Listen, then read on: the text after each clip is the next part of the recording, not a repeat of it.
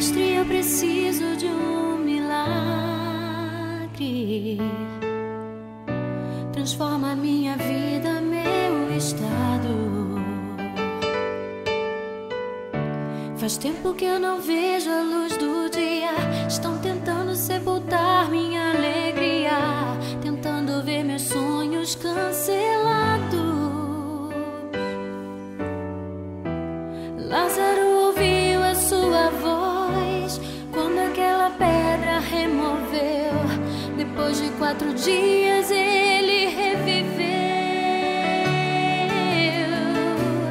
Mestre, não há outro que possa fazer aquilo que só o teu nome tem todo o poder. Eu preciso tanto de um milagre. Remove a minha pedra, me chama pelo nome, muda a minha história, ressuscita os meus sonhos, transforma a minha vida, me faz um milagre, me toca nessa hora, me chama para fora, ressuscita-me. Mestre, eu preciso de um milagre.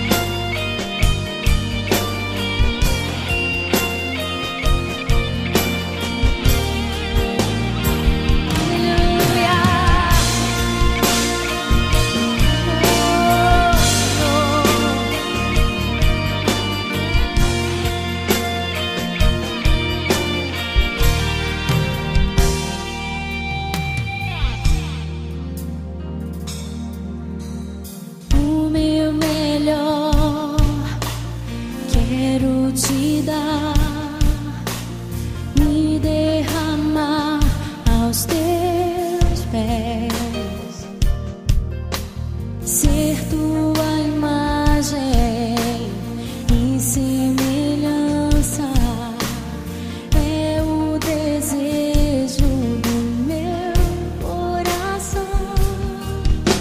Se o meu corpo errar caminho, meu coração clamará por ti. Abraça-me com tua misericórdia, vem me envolver, tua face quero ver. Quero vestir as roupas da santidade e mergulhar no Santo dos Santos. Tenho sede de Deus, quero conhecer, quero exalar mais de Deus. Senhor, o meu melhor quero te dar, me derramar aos teus pés, ser tua imagem e semelhança, é o desejo do meu coração.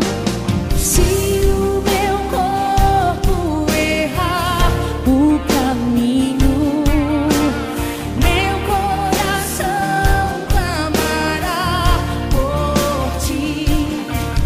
Abraça-me com tua misericórdia,